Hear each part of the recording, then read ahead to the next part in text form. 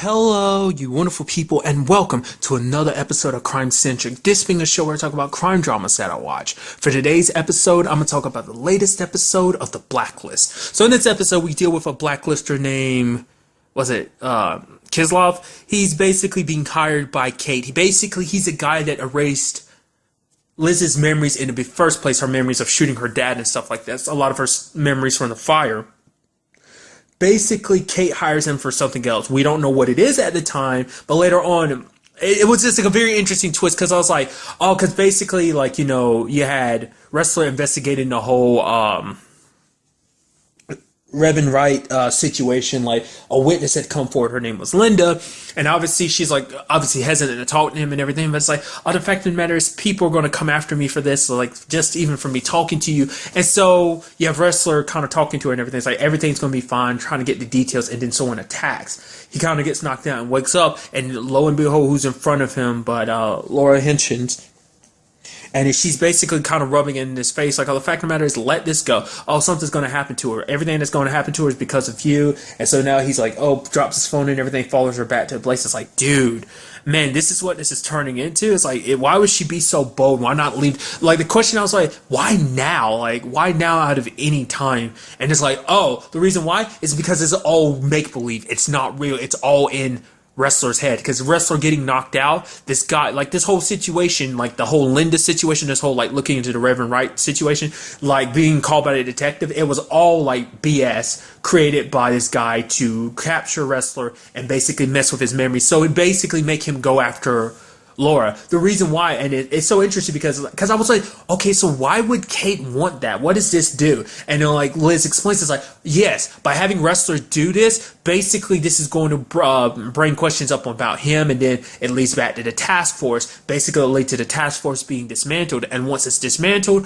Reddington will have no place to hide. So like slowly, and it's the way Reddington describes it in this episode. Kate is an arsonist. She's setting fire to everything. You put out one fire, she's already started another one. She's a chain of events trying to destroy everything that Reddington has, every bit of security that he has in place to keep him safe. She's kind of burning it all to the ground. So, I mean, fortunately, Liz was able to get to Wrestler in time, but it doesn't change the fact is he still did what he did, and that kind of gets him in trouble and everything, which they try to explain it to the cops, but it's like, yeah, he still did what he did. It's like, we'll have to investigate. It's like, I mean, how do you really investigate that? That's not the easiest thing to investigate, a guy having his memories tampered with and stuff like that. But I mean, you see the like smug look on Laura's face, being like, "Oh, I'm so thankful that you came here when you did detect FBI agents. Because if you didn't, I mean, I truly believe he would have shot me." And it's almost like, there's some part of Liz that's like, "Yeah, I probably would have let him do it too, you piece of crap." It's like, because it's like Wrestler. She was like, "Wrestler, you're the victim in this," and then Laura was like, "He's the victim." She's like, "Yeah, because you're a murderer." It's so interesting because Liz has moments that she's very Reddington-like, in a sense of just like her threats and stuff like that, and also in a sense of like the fact is that how she got the information in the first place is the Krilov guy. Like, she ended up like almost was threatening to inject him. She even stuck the needle inside of him. Didn't obviously inject the stuff in, but had the needle ready. It's like, oh, how much would mess with you? How much of it would kill you, especially someone your age and stuff like that. Even Samara was like, yo, Liz, like, whoa, just stop, don't do that. Because multiple times throughout the episode, because the fact of the matter, she's like, like, she thought Liz was just kind of like, pink and perfect is kind of the term she kept using. Because it's like, oh yeah, like, she thought Liz was this one way, but obviously Liz is another way. Obviously referencing like earlier in the episode when she, like, the guy, there was like some information that they needed, and like Liz put it in her jacket, and the guy was like, you gotta hand it over if you don't have a warrant. Because you don't have a warrant. She's like, fine. She hands it over to the guy and walk away. And then she's like, yeah, we need to hurry up because like it won't be long before he finds out that that's a check for me paying my rent, because she had actually stolen the real information, which Samara was kind of surprised by, which is like she referenced, Sam being a grifter. Like I said, they referenced that twice now, and it's like, I didn't remember that being a thing. Did that ever come up previously before him being a grifter, like season 1? Maybe it did. I guess because it's been such a long time, I don't remember. And Liz. Because another thing about her in this episode, two things in particular. One is the whole Julian situation. Julian's wanting to get in contact with her. She's ignoring him. Because she even has Samar and Haram being like, yeah, I suggest you don't do that. But then you also have Wrestler, what Wrestler was telling her to do it. Because it's like he's asking a lot of questions, especially because he's trying to paint Liz in a bad light. Being like, oh yeah, like the fact of the matter is she was on the run with Reddington and stuff like that. You know, obviously asking a lot of questions. But it's like, obviously she needs him to kind of stop asking so many, like Wrestler kind of wants him to stop asking so much questions. So it's like, have Liz meet with him and it's like, don't admit anything, obviously, because it's like the last thing we need is like anything to come out. Because if he finds out about a task force, this is all over. So, yes, Reddington's a bad guy, and yes, Reddington's a guy that Wrestler was chasing down for such a long time. But they do good work with him. Yes, he's no like. Obviously, he's got his own motives for doing what he does, and obviously, but the fact is, no one else would see it that way, especially Julian, especially because he was part of the original task force trying to track him down. Because as we see, like he treats the Reddington's victims like as they are victims. Like they're family, they're people that we got killed, but they're still people that Reddington went off his way to kill. So it's like they, even if they're criminals, they still deserve justice on behalf of their families and stuff like that, their wives, their children, their fathers, their mothers, and stuff like that. So she ends up meeting up with Julian, and Julian basically finds out, because basically Julian had a guy kind of look into like three of the particular people, three particular bodies. Three of those bodies ended up being blacklisters, and then it led to him being like, oh yeah, there's actually this whole section of like classified information. And so putting two and two together, finding out about Liz's whole situation of like, oh, you're a profiler, and then all of a sudden you're part of some secret task force. He put two and two together. Like the fact is, it starts figuring out like Reddington's feeding you information. Like shows you like from the beginning, Wrestler was like, yeah, don't underestimate him. He will figure the whole situation out, which obviously you have Liz not saying anything, but then he's like, yeah, I brought you here because I've made my peace. I've asked these bodies for their forgiveness because obviously a lot of these people are dead because of him, because like I brought up last episode, he talked about the fact, well, he mentioned last episode, and I also talked about it, how he was like, yeah, the fact of the matter is him and Wrestler got a lot of those people killed because of their need to like try and get people close to Reddington to kind of turn on him, and they end up inadvertently getting him killed. But like he's like, yeah, the fact of the matter is, I want you to kind of ask for their forgiveness too, because Liz is tied to all this. Like it's kind of to force Liz's hand, make her realize, like, look at all these dead bodies. You're working with the guy that laid to waste all these different people. Granted, as Reddington mentioned last episode, at least it's not overseas, so meaning there's like even more. So now it's like kind of coming face to face with some of the evils that come with working with Red, because some of those people that are dead because of her working with it. So it's a kind of shake her a little bit, whether it will or not, I don't know. Like she probably still has the same mentality as everyone else. It's like, yeah, he's done some evil things and all, but the fact of the matter is also taking out some very evil people too, because if it wasn't for Reddington, we wouldn't have them down. And it's like I said, on some level, no matter her problems with Reddington, the fact that she has loyalty towards him, she does care for him. She's shown that on multiple occasions, especially after everything he's always done for her too, especially when she was on the run, for season 3, like he was there by her side, helping her every step of the way, making sure to help he eventually helped, obviously this season ended up helping get her reinstated to the FBI and stuff, so. But another thing came up in this episode, and that was Krilov brings up the fact of the matter is, like, obviously he can help with the whole Wrestler situation, prove like, yeah, like there were some memories that he tampered with for Wrestler. Like, did he take any, or was it just he modified some stuff? I mean, that's still a question. But he brings out the fact is that him and Liz know each other, not just because of 25 years ago. It's like the last time they met was apparently 2 years ago. He's saying that there's some memories that he took from Liz. And the fact of the matter is, it's like, oh, so important. Like, the fact of the matter is, it's like, how he basically alludes to the fact of how much it had affected her knowing what was that she doesn't remember anymore. What she's not willing to give up that information, or as well as helping out with the whole Wrestler situation unless it gets immunity and stuff like that. So obviously Liz asks Reddington about it. He denies it, which is like, once again, it's that situation where it's like Reddington he's always said he's never lied to Liz. Obviously he omits a lot of truths and everything, but still, I don't know. It's hard to say. Like, he's saying that basically Krilov is messing with him because obviously bringing up Julian and Krilov are there to kind of dismantle this whole situation, dismantle, everything that they do. So, without, they're not directly tied, but indirectly they're all kind of pawns in this game that Kate is playing. So, because a big part of this episode for Reddington is the fact is that Kate decides to take down one of Reddington's biggest contributors. It's a guy that he's known for a long time. I kept missing his name. But basically, it all ties back to this guy's son. That basically, back into the day, this was like a very long time ago, like 25 years ago, Reddington. And maybe this had, I mean, this is probably like, this is definitely like the earlier days of his operations and stuff like that, as we know, because it's kind of got referenced by Liz, too, because that's around the time she was a little kid. Because I actually forgot to bring it up. The fact is, Liz is like, that's the reason why she has a hard time remembering all that stuff. It's not just because she was super young, even why she didn't remember Kate and stuff like that. A lot of that stuff was omitted from her brain. I mean, granted, maybe it was just kind of like she hadn't seen Kate in a long time, and so Kate looked very differently from when she was younger. So that probably, the whole memory thing was probably unrelated to that. Now I'm thinking about something. Nevertheless, moving on.